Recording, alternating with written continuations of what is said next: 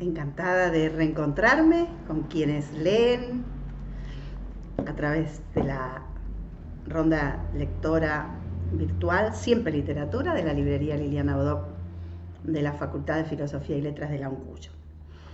Aquí, en esta novela que nos ha provocado, que nos ha llenado de conciencia y de imágenes crudas y de experimentación literaria, frente a la negación de una joven esposa de comer carne, que ha terminado siendo una negación fuerte, de negarse a aceptar lo establecido, sobre todo en el plano familiar, en el plano de los roles de la familia. Me gustaba, para empezar esta quinta entrega, como a veces les digo, esta novela se va a ir volando, va a terminar rápido, el año va a terminar finalmente, el ciclo lectivo, etc. Poniendo también en tensión la novela, además de que la hemos puesto en juego con aquellas novelas clásicas del género, citadas por la crítica en consenso, como La Metamorfosis, y por supuesto Bartleby el escribiente. Yo me la voy a traer ahora en un comparatismo arriesgado, pero bien del plano de la experiencia lectora y de la apelación a ciertas temáticas contemporáneas, crudas realidades sociales que traen cuestionamientos extremos hacia lo establecido, hacia el orden determinado, sobre todo para el cuerpo de las mujeres, el disciplinamiento del cuerpo de las mujeres y las graves consecuencias de rebelarse, de indisciplinarse, con dos novelas inolvidables, por decir algo, dos novelas de esas que wow, te hacen dar vuelta. Una estaba en los planes leerla este año, pero bueno, nos tomó la virtualidad y pensamos que era interesante por todo lo que hay ahí para escuchar y comentar, volver cuando volvamos a hacerlo en la presencialidad, que es la novela de José Niemets, Tú eres para mí, novela ganadora del premio Clarín, en este gran intertexto con las canciones de Estela Raval y los Cinco Latinos, una protagonista, ¿no?, mujer llamada Estela, que empieza a escribir un cierto diario sobre su alimentación porque ella se está poniendo bien gorda y entonces va a hacer ahí un juego sobre ese.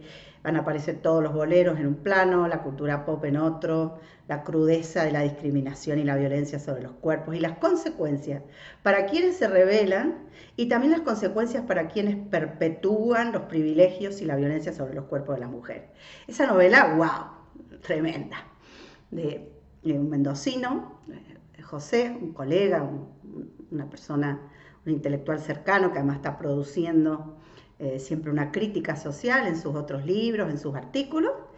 Y otra escritora que recordé esta relación porque me vino la novela después de atravesar estos días la Feria del Libro y de haberla escuchado con tanto gusto en la Feria del Libro a ella exponer, porque además fue, y este cruce también nos atañe a la librería Liliana Bodoc, fue parte del jurado que entregó el premio Liliana Bodoc a Cuento Fantástico, y es Fernanda García Lao, también mendocina.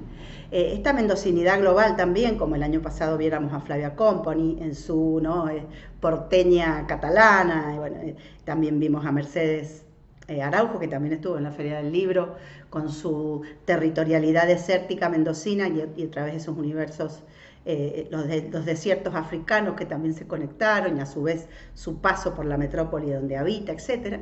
Y esta escritora, Fernanda García Lago, tiene una novela, acá me hago la loca y les recomiendo dos novelas imperdibles, que bueno, después podemos tomar en la presencialidad si es que se da, y si no, bueno, podrán mirarla ustedes y comentármela, que es Muerta de hambre. Esa novela también está protagonizada, una novela también en parte muy parecida a esta, ¿no?, por una joven atravesada por este problema, ¿no?, vinculado a la obesidad, a la estigmatización por el cuerpo, a estas ideas brutales bajadas por el paradigma médico de que tener unos kilos de más es estar enfermo, lo cual es falaz porque toda la evidencia médica En todo caso hay cuerpos grandes que son saludables y cuerpos delgados que se enferman, acá está, y que esto tiene inmensa cantidad de matices y complejidades humanos, por lo cual estas novelas atraviesan, se meten, se hacen cargo de estas problemáticas vinculadas a las corporaciones, la corporación médica, la corporación alimentaria, las hegemonías blancas, las hegemonías delgadas, los cuerpos perfectos, la belleza, y bueno, las obligaciones maritales, conyugales, las obligaciones para con los padres, en fin, la cantidad de mandatos y el agotamiento de los cuerpos frente a estos mandatos. Y la enfermedad a veces, la muerte, la hiperobesidad, como formas de liberación, ¿no? Todos estos personajes están atravesados, cuánto dolor, cuánto agotamiento a lo largo de los años, obedeciendo todas estas reglas, ¿no? Comer lo que se debe, llegar a la hora, cumplir con los mandatos en edad, en tiempo, en forma, etc. Un universo de agotamiento espiritual, de agotamiento físico, de imprecación, de la máxima violencia permanente, perpetrada, naturalizada. Bueno, todo eso está en estas novelas. Así que esta semana, a raíz de la Feria del Libro, la semana pasada, ¿no? Participando a través de la librería Liliana Bodoc, en actividades, en un ciclo de invitadas y invitados que estamos teniendo, etcétera, recordé también estas novelas y se las quise traer hoy para ponerlas en juego junto a Han Kang y la vegetariana. La obra de Han Kang, que es una escritora también que ha incursionado en la poesía, su primer libro de poesía fue muy famoso, El amor en Yeosu, y después ha escrito cuentos también, bueno, finalmente ha logrado ser traducido al japonés, al español, al francés, y pensaba que la única novela de ella, además de La vegetariana, que estamos teniendo en español, es Actos Humanos, ¿eh? Que también se las recomiendo para que si la quieren buscar y empezar a leer, se van a meter en un mundo precioso. Y después, como último elemento de presentación hoy, recordar que tanto La vegetariana como otra novela de ella que se llama Bebé Buda han sido llevadas al cine. Así que hay también hay un diálogo muy verdaderamente fluido, se entienden muy bien, por decir así, este tipo de novelas y cierto cine, o sea, además de que el guión como tal, o el argumento, o la historia, puede ser llevar al cine, hay algo de cine ya atravesado, ¿no? Es uno de los universos que contaminan, se hibridan con la literatura, y empieza ida y vuelta entre ambos lenguajes que dejan de ser lenguajes tan separados para siempre tener reminiscencias, reverberancias de uno en el otro de muchas maneras, como ustedes lo habrán experimentado, lo estarán experimentando, pero es digno de destacar en este material, especialmente porque tiene fluida relación con el cine, ¿no? Esta imagen del narrador cámara ha venido para quedarse, por un lado como una necesidad, una forma de mirar, ¿no? Quien mira, quien especta, deja de ser alguien que está afuera para convertirse en parte del objeto, porque su mirada tiene un valor fundamental. Y aquí estamos con estas tres miradas. Hemos entrado en la segunda, la mirada del cuñado, que es artista. Y la pregunta que ha aparecido por ahí en las redes, que por suerte me escriben, me comentan, que tanto les agradezco, tiene que ver con varios narradores, novela polifónica, novela coral, ¿no? Y habría que ver, yo digo que no tanto, ¿no? Porque por ahí hay novelas con dos personajes. También esta semana en la Feria del Libro han estado apareciendo ahí novelas y autoras que se reconocen corales, que van rescatando las voces. Por ahí son dos voces, pero esas voces alcanzan para un universo coral. Acá habría que pensarlo, ¿no? Me suena a que están las perspectivas, como cada una en su lugar, sin arremeter con la otra. Está este fenómeno de que cada uno va contando su historia como ajeno a la de los demás, ¿no? como muy ensimismado, muy enajenado en su propia historia, en su propia mirada, en sus propios sentimientos. También con una cierta pregnancia de incomunicación que hay entre los personajes, producto de que hay relaciones muy jerárquicas, ¿no? Entre los personajes, propias de una sociedad jerárquica. Entonces también aquí me costaría a mí hablar de una novela coral si bien hay varios narradores. Y lo dejo ahí para que ustedes me lo vayan comentando, lo vayan pensando. Aprovecho entonces para agradecerle a Marcela, que nos hace las bajadas excelentes, que es autónoma en cuanto a la bibliografía y nos hace nuevos aportes bibliográficos para la página de la facultad. Ni hablar de Natalia Bulacio, que replica en redes y que está siempre atenta a las redes, entusiasmándonos y motivándonos y a ustedes. Y bueno, y de Natalia Araujo, que es quien, gracias a quien ustedes tienen los videos siempre en YouTube en tiempo y forma. Así que al equipo de extensión de la facultad agradecerle infinitamente el apoyo a la ronda lectora para que la ronda lectora virtual Simple Literatura llegue a ustedes puntualmente, ¿no? Desde aquel, como les dije, en ese tímido 17 de marzo empezáramos, se convirtió en todo un año de trabajo y de comunicación y de literatura en voz alta. Y así vamos a lo nuestro, a disfrutar. Hace 2 años, a principio del verano, su cuñada se había cortado las venas en su casa. Fue en el almuerzo que se hizo con la familia de su mujer para celebrar que se habían mudado a una casa más grande. La familia de su mujer era bastante afecta a la carne, pero un día su cuñada se había hecho vegetariana y había dejado de comerla, lo que al parecer, empezando por el suegro, había molestado a todos. Su cuñada estaba tan enflaquecida que daba lástima, de modo que no fue del todo incomprensible que todos la reprendieran severamente. Sin embargo, había sido algo increíble, digno de una escena del teatro del absurdo, por donde se lo mirara, que el suegro, que había sido combatiente de la guerra de Vietnam, le pegara una bofetada a su hija rebelde y le metiera a la fuerza un trozo de carne en la boca. Sin embargo, el recuerdo, todavía más nítido y espeluznante, era el grito que había salido de la boca de su cuñada. En ese instante, después de escupir carne, había alzado el cuchillo de la fruta y había lanzado una mirada feroz a cada uno de los miembros de la familia. Como un animal acorralado, sus ojos brillaban inseguros y desorbitados. En el instante en que manó la sangre de su muñeca, él había rasgado una sábana y se la había atado en la herida. Luego había subido sobre su espalda el cuerpo delgado, como un fantasma de su cuñada. Sorprendiéndose de su propia determinación y reflejos, corrió hacia la playa de estacionamiento. Mientras observaba cómo ella recibía los primeros auxilios, todavía desmayada, sintió que algo se separaba de su cuerpo, haciendo un ruido seco. Aún hoy no podía explicar con exactitud qué era lo que había sentido exactamente. Alguien había intentado desembarazarse de su vida como si fuera basura delante de sus ojos. La sangre de esa persona había empapado su camisa blanca y mezclada con su sudor se estaba secando en una costra amarronada. Deseó que ella viviera, pero al mismo tiempo se preguntó qué significaba aquello. En el instante en que ella había querido echar por la borda su vida, debió sentir una especie de arrinconamiento vital. Nadie había podido ayudarla.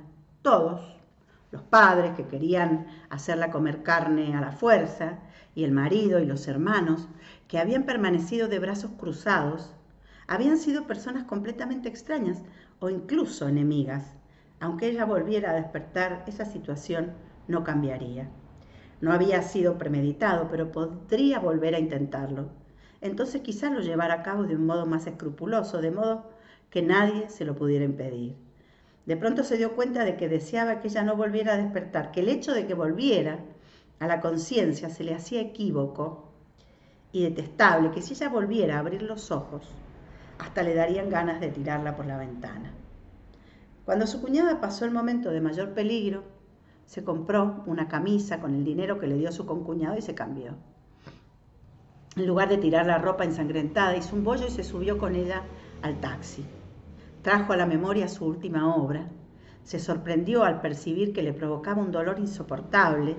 Había editado de manera impactante, le había puesto música y subtítulos gráficos a las imágenes de todo lo que había odiado porque le parecían mentira, un sinnúmero de comerciales y telenovelas, los noticiarios, las caras de los políticos, puentes y grandes almacenes que se derrumbaban, las lágrimas de los indigentes y de los niños que sufrían enfermedades incurables.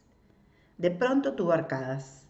El aborrecimiento, la decepción y el dolor que sintió por esas imágenes, y los instantes de labor, luchando día y noche por mirar de frente hasta el fondo de esos sentimientos, se le antojaron como una suerte de violencia. En ese instante, su conciencia se salió de los límites y sintió el impulso de tirarse por la puerta del taxi que iba a toda velocidad y rodar por el asfalto.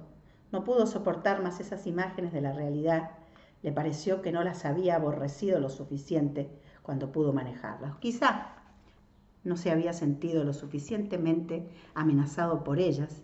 Sin embargo, en el instante en que el olor de la sangre de su cuñada le hería la nariz en el interior del taxi, esa tarde sofocante de verano, todas esas cosas lo amenazaron, le hicieron dar arcadas y le impidieron respirar. Entonces pensó que quizá no podría trabajar por mucho tiempo.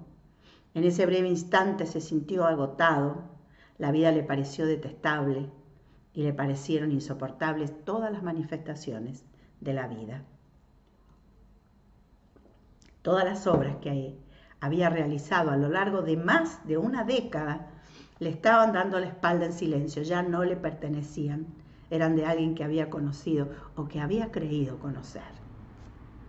Asterisco blanco activo. Su cuñada se quedó en silencio al otro lado de la línea. Sin lugar a dudas había atendido el teléfono, se había escuchado vagamente algo parecido a una respiración y hasta se había superpuesto el ruido de un tintineo.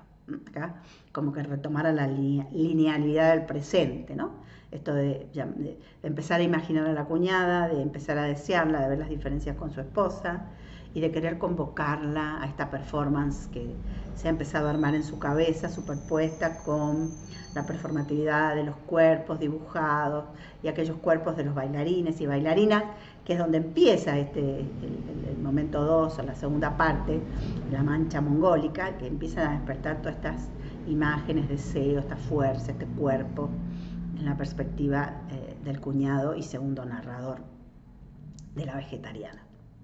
Entonces, algo de la locación o del territorio de la cuñada, que ahora vivía en una especie de pensión, ¿no? Después que el marido pidió el divorcio, y él había empezado a sentir, a imaginar, casi a constituir un territorio erótico en ese lugar donde vive ahora su cuñada. Su cuñada se quedó en silencio al otro lado de la línea, sin lugar a dudas. Había atendido el teléfono, se había escuchado vagamente algo parecido a una respiración y hasta se había superpuesto el ruido de un tintineo. «Hola», contestó por fin ella. «Chan, chan, chan, chan». «John, soy yo, ¿me escuchas bien? Tu hermana me dijo...», habló despreciándose a sí mismo, sintiendo escalofríos de su falsedad y argucia. «Es que le preocupas mucho, ¿sabes?», respiró brevemente sobre el tubo de teléfono que no le traía ningún sonido. Como siempre, su cuñada estaría descalza. Después que pasó varios meses en un pabellón psiquiátrico, mientras la familia entera trataba de razonar con su concuñado, que decía que prefería irse él a un manicomio antes que vivir de nuevo con su mujer, su cuñada se había quedado en su casa. El mes que convivió con ella hasta que se mudó a un cuarto alquilado no le resultó ni muy difícil ni muy incómodo. Había sido antes de escuchar lo de la mancha mongólica, así que se había limitado a mirarla con compasión y sin comprenderla. Por naturaleza casi no hablaba y se pasaba todo el día en el balcón tomando el sol de los meses tardíos del otoño. Pulverizaba las hojas secas caídas de las plantas o hacía sombras en el suelo abriendo en abanico la palma de la mano. Cuando su esposa estaba muy atareada, llevaba al niño al baño y con los pies descalzos sobre las baldosas frías le lavaba la cara. Le parecía increíble que alguna vez hubiera intentado suicidarse y que hasta se hubiera quedado con el torso desnudo delante de la gente. Seguramente había sido un estado confusional agudo derivado del intento de suicidio, aunque la había llevado ensangrentada sobre su espalda al hospital. Aunque había sido una experiencia que le había dejado una profunda huella, le parecía que se trataba de otra persona o que había ocurrido en otra dimensión del tiempo. Si había algo especial en ella era que seguía sin comer carne, puesto que su confrontación con la familia había sido por no comer carne y su extraño comportamiento, incluido el topless, Derivaba de ello, su concuñado sostenía que el vegetarianismo era precisamente la prueba de que no había vuelto un ápice a la normalidad, ¿no? El desafío al orden establecido que dice que no comer carne no es saludable. Señal. Y acá aparece un encomillado que se ve que el cuñado cita al marido o recuerda: solo parece mansa por fuera. Son todas las prevenciones. ¿Se acuerdan que el marido en la primera parte, cuando él es narrador, estaba como aterrado frente a la locura, ¿no? Un mecanismo muy social, para nada individual, que se expresa acá en lo individual, de declarar insanía, locura, en cuanto hay alguien que desafía el orden establecido, niega las normas, o simplemente, como en el caso de Jungle, las transgrede, es decir, no come más carne, y no come, ¿no? Solo parece mansa por fuera, está encomillada la palabra del marido. Ya era de por sí una persona lelada y por tomar medicamentos todos los días se ha puesto más lela. Solo es eso, estoy seguro de que no ha cambiado en nada. Miren qué frase absolutamente violenta, ¿no? Lo que lo dejaba perplejo era su actitud de querer desembarazarse de su mujer como si se tratara de un reloj o un electrodoméstico descompuesto.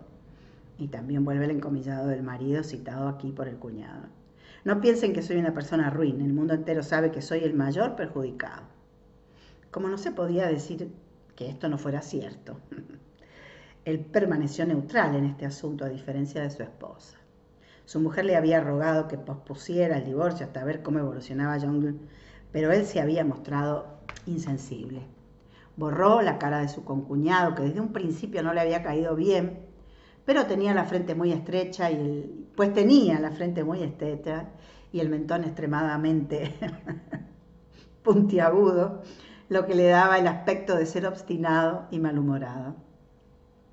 Jungle, respondes. Acuérdense que todo esto son como los pensamientos de él mientras está en el teléfono hablando con ella, ¿no? Jungle, responde, Jungle, di cualquier cosa, volvió a hablarle él. Está hirviendo punto suspensivo, el guión, punto suspensivo, y ella responde: está hirviendo el agua, respondió ella cuando él estaba pensando si debía cortarse. Ve que ella está atenta a la cocina, al hervor del agua. Como una pluma, su voz no tenía peso. No musitaba las palabras ni hablaba ausente como una enferma, pero tampoco tenía un tono jovial o alegre. Era la voz desapasionada de alguien que no pertenecía a ninguna parte y que estaba en los lindes de la vida. Tengo que ir a apagar el fuego. Yo puedo... Habló con precipitación, pues ella estaba a punto de colgar. ¿Puedo ir a verte? ¿Hoy vas a estar en tu casa? ¿No? La comunicación se cortó un rato después. Bajó el auricular del teléfono, tenía la palma de la mano sudorosa. Asterisco. Si había comenzado a pensar diferente de su cuñada, había sido después que le había escuchado hablar a su mujer sobre la mancha mongólica. Es decir, antes de eso nunca había sentido nada especial por ella. La voluptuosidad que sentía crecer en su cuerpo cuando se acordaba del comportamiento de su cuñada cuando estuvo en su casa, le parecía una experiencia ajena. Su cuerpo ardía cuando se acordaba de ella, haciendo sombras en el balcón con las palmas abiertas y la mirada perdida, de sus blancos tobillos que se asomaban bajo los holgados pantalones de chándal cuando bañaba a su hijo, de cuando veía la televisión distraída, sentada ligeramente de costado, y de cuando tenía las piernas ligeramente abiertas y los cabellos sueltos y revueltos. La mancha mongólica, verde azulada, estaba estampada en todos sus recuerdos. Una mancha primitiva, desaparecida en todas las personas y que solo la tienen los niños, en sus nalgas o espaldas, superponiéndose a la sensación placentera que tuvo cuando tocó por primera vez las tiernas nalgas de su hijo recién nacido. El trasero de su cuñada, que nunca había visto, resplandeció con una luz brillante dentro de él. Ahora le parecía que armonizaban de manera indisoluble la imagen del pétalo verde-azul y el hecho de que no comiera carne y se alimentara solo de granos, hierbas y verduras frescas. Hasta le pareció una señal inescrutable y turbadora de su destino el que la sangre roja que desbordaba de sus venas empapara su camisa blanca y la dejara dura como una costra amarronada. El cuarto de su cuñada estaba en una callejuela tranquila de los alrededores de una universidad. Como se lo había pedido su mujer, se paró con las manos llenas de bolsas de frutas delante del edificio. Vieron que él viene como con el pedido y la amabilidad frente a su esposa de ir a hablar con su cuñada, ¿no? Como para ayudarla a ella. Se empieza a armar todo ¿no? Este problema, este campo erótico minado, donde él empieza a sentir cosas inesperadas. Y todas las imágenes de la secuencia del corte de vena de su cuñada, fíjense que la empieza a narrar, por eso digo, en este linde con el cine, con el audiovisual, con el mundo de la plástica, con seguridad, ¿no? Porque van siendo como secuencias recortadas, donde las texturas atravesadas por la sangre, los colores, ¿no? La textura de la ropa, de la tela, todo esto se va convirtiendo, como digo, en un campo erótico, o en un campo minado erótico, o erótico minado, porque él empieza con estas imágenes, ya que es un artista plástico, que está con la intervención, etc. Entonces eso se va superponiendo y a las lectoras nos va provocando altamente, en varios planos o dimensiones, ¿no? Bueno, acá se queda la camisa como testimonio también, la sangre roja que queda marrón y una costra, y él que la conserva, ¿no? Una cosa extraña. Pero bueno, para un artista plástico, ¿no? Estas ruinas, ¿no? Estas ruinas de hechos vividos tienen un valor incalculable. El cuarto de su cuñada, perdón, como se lo había pedido su mujer, acá me desvié, en el hecho de que él va sujetado, ¿no? Sujeto por esta suerte de favor, de mandado, de gestión que le va a hacer a la mujer. Naranjas de Yeyu, le lleva naranja, ¿no? Manzanas y peras y hasta fresas, aunque no fuera la temporada. A pesar de que le dolían los dedos y los brazos, el solo pensar, entrar en su cuarto y verla le provocaba una especie de terror, por lo que se quedó de pie, indeciso, ¿no? Una bolsa de fruta. Todo esto del mundo vegetal, que también lo hemos mencionado, acá no hay inocencia en cuanto a la presencia de los vegetales, de la voluntad de ella de llegar a ser un vegetal, de perder la condición humana desde el punto de vista de que la condición humana es sangrienta, violenta, y que además ha exhibido la superioridad sobre el reino vegetal, el reino, ¿no es cierto?, el reino mineral ni hablar, y todo eso está, hay reverberancia, ninguna lectora se le escapa, digo, ahí están todas estas reverberancias vigentes. Reverberancias reverberando. Al final dejó un momento de las bolsas en el piso y abriendo su celular marcó el número de su cuñada. Ella no atendió hasta que sonó 10 veces el timbre. Comenzó a subir las escaleras con las bolsas de fruta. Al llegar al segundo piso tocó el timbre de la puerta que tenía pintada una nota de música. Como lo había anticipado, no hubo respuesta. Movió el picaporte de la puerta, no se lo esperaba, pero estaba abierta. Se quitó la gorra de béisbol para quitarse el sudor frío que humedecía sus cabellos y volvió a ponérsela. Se arregló la ropa y respiró profundamente. Abrió por fin la puerta. El estudio, de un solo ambiente, miraba al sur y el sol, de principios de octubre, entraba hasta la cocina haciendo que se viera acogedor. Un sol otoñal. En el suelo había tiradas descuidadamente prendas de ropa que debían haber pertenecido a su mujer porque le resultaron familiares, y también había bolitas de polvo rodando aquí y allá, pero no le pareció en sí sucio el lugar. Quizá fuera porque casi no había muebles en la casa. Él dejó las bolsas de fruta en el vestíbulo, se quitó los zapatos, no se escuchaba ruido alguno. ¿A dónde se habría ido ella? Habría salido al saber que iba a venir. Como no había televisión, se mostraban desoladamente en medio de la pared las dos tomas de enchufe y los agujeros de la toma de la antena. Acá también hay un minimalismo descriptivo, espacial, que termina siendo este minimalismo espiritual, este desprenderse de todo, que es el ejercicio que viene haciendo ella, ¿no?, al romper con el orden. Me gusta mucho esta imagen de los enchufes solos, ¿no?, con nada para enchufar tomacorrientes en la pared. Solo estaba el aparato de teléfono que había mandado instalar su mujer, y al fondo de la sala, que era a la vez dormitorio, había un colchón. Sobre él había un cobertor que estaba abombado lánguidamente como una cueva, como si alguien se acabara de levantar. Había quedado marcado el cuerpo en el cobertor. Como le pareció pesado el aire de la habitación, fue a abrir a medias el ventanal del balcón. Un repentino ruido le sobresaltó y le hizo darse la vuelta. Entonces le pareció que se le cortaba, que se le cortaba la respiración. Ella estaba saliendo del baño. Como no había escuchado el ruido del agua,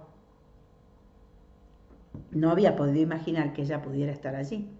Pero lo que le sorprendió en verdad era que ella estaba desnuda, sin el menor rastro de humedad, estaba de pie, pasmada, como si ella también estuviera un poco sorprendida. Entonces atrajo hacia sí la ropa que estaba desparramada en el piso, se tapó el cuerpo.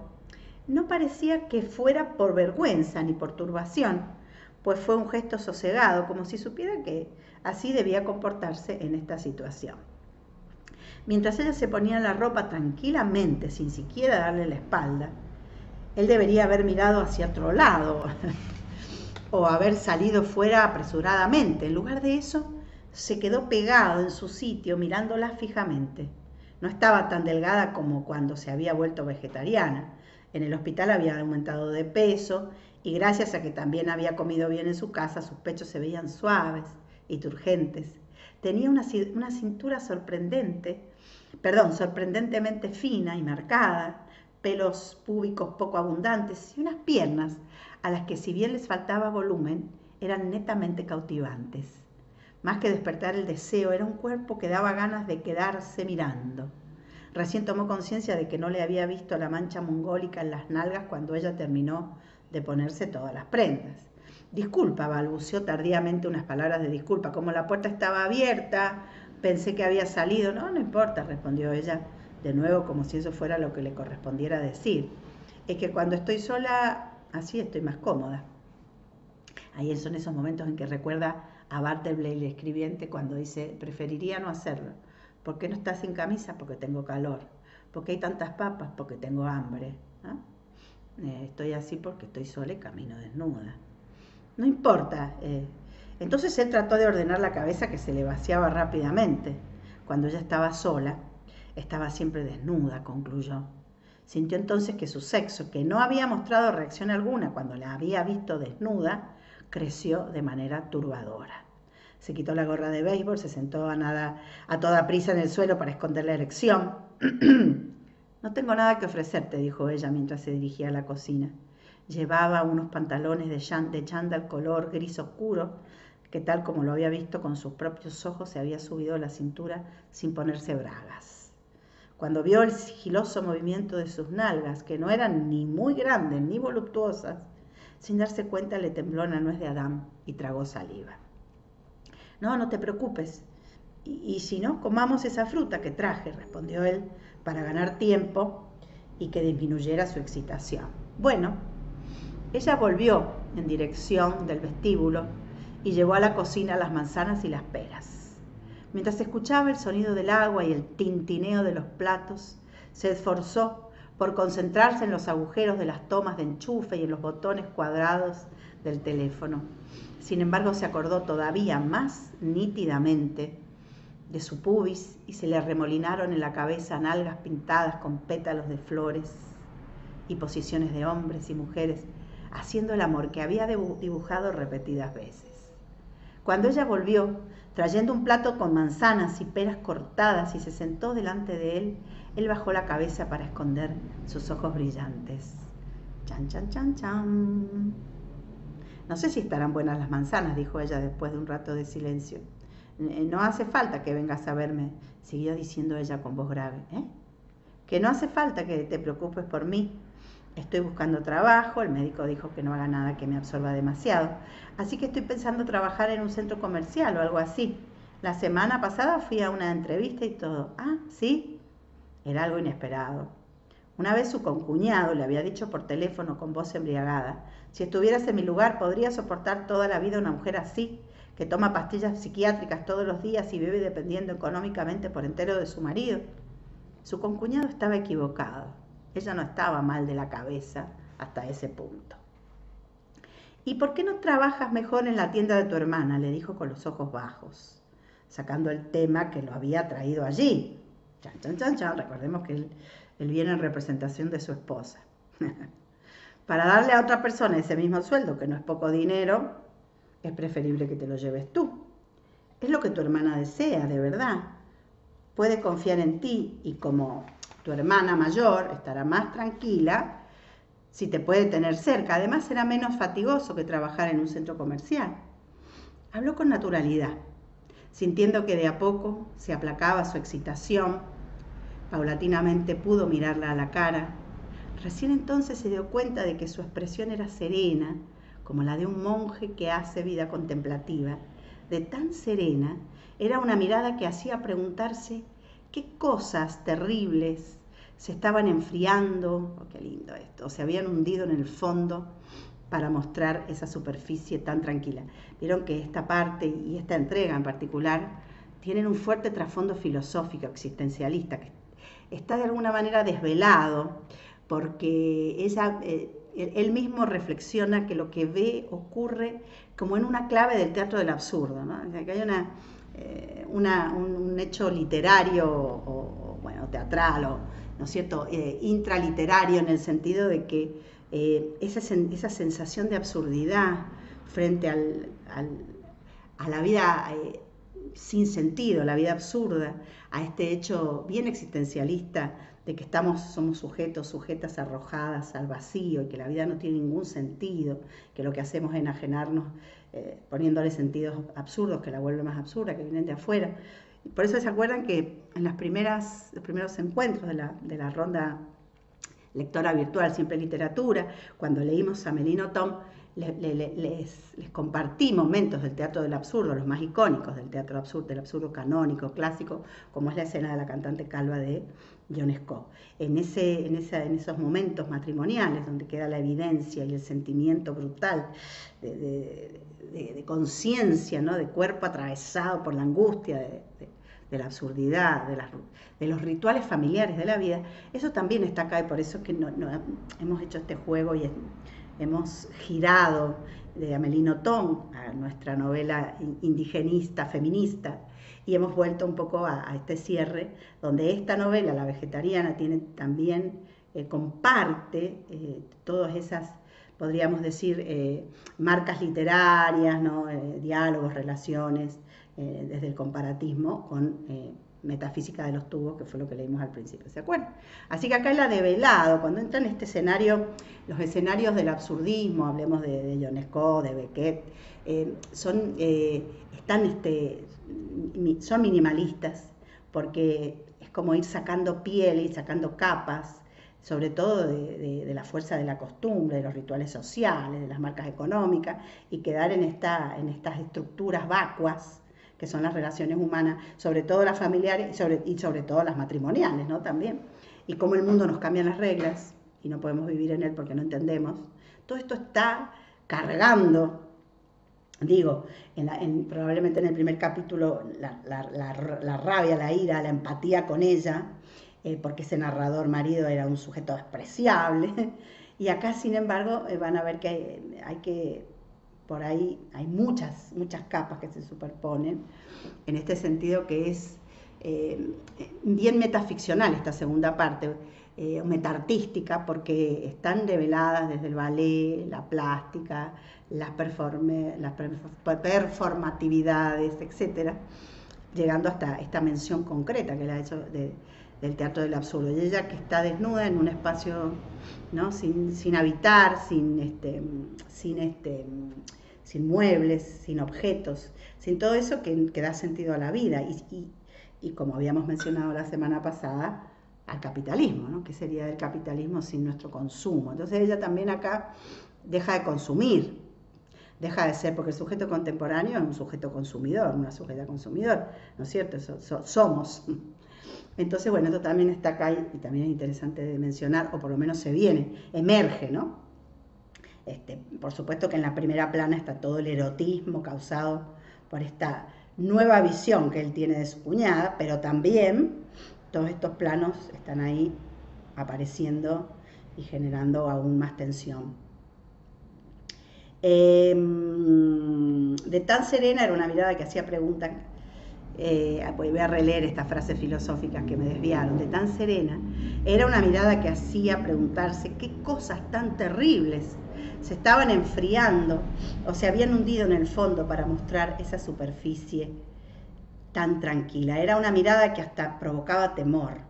Se reprochó de habérsela quedado mirando, como se mira un dibujo pornográfico por el solo hecho de estar desvestida. Sin embargo, él no podía negar que esas breves imágenes se habían quedado grabadas en la retina como un combustible que en cualquier momento podía volver a arder en llamas. Y ella sale acá, por eso digo, esto es muy absurdista. Prueba también la pera, dijo ella, acercándole el plato. Y él, ¿no? Tú también come. En lugar de utilizar el tenedor, ella comió un trozo de fruta, crujiéndola con los dedos. Entonces va a estar toda la sensualidad, el erotismo, también los cuerpos, la naturaleza y el absurdo de la filosofía progresista, ¿no? De la filosofía moderna. Temiendo obedecer al impulso de abrazar sus hombros silenciosos y sumidos en la reflexión, chupar esos dedos dulces y pegajosos por el zumo de la pera y bajarle de un tirón esos pantalones holgados de gimnasia, él volvió la cabeza a otro lado. Asterisco, charán, fin de la quinta entrega. Acá, además de todo, hoy queda en un suspense porque, bueno, acá hay una tensión erótica, sensual de parte del cuñado y algo va a ocurrir aquí, ¿no? Él la tiene que convencer de que trabaje con la esposa, de que se normalice, ella lo sorprende diciéndole que está buscando trabajo, pero acá empieza, acá se promete algún suceso en este encuentro un poco misterioso, encuentro cuerpo entre el cuñado y la protagonista, entre Jong y su cuñado. Bueno, gracias otra vez por todo lo que me comentan, me escriben, me preguntan. Gracias a que las chicas, como les decía, ¿no? Ponen todo en redes, entonces las redes de la facultad están activas, muy activas, además del canal de YouTube donde ustedes podrán encontrar, si se han perdido algún capítulo, alguna entrega, van a poder encontrar todo el material que hemos ido compartiendo a lo largo del 2020 y también se van a encontrar con otras propuestas de la propia facultad que seguramente les puedan interesar. Así que gracias por la fidelidad, la compañía y la apertura, como les digo, porque van integrando y llamando, invitando a más lectoras y lectores. Así que me despido esta semana y los veo la semana próxima en Siempre Literatura, el espacio virtual de la Ronda Lectora de la librería Liliana Bodoc de la Facultad de Filosofía y Letras de la UNCUY. Muchísimas gracias por seguirme acompañando.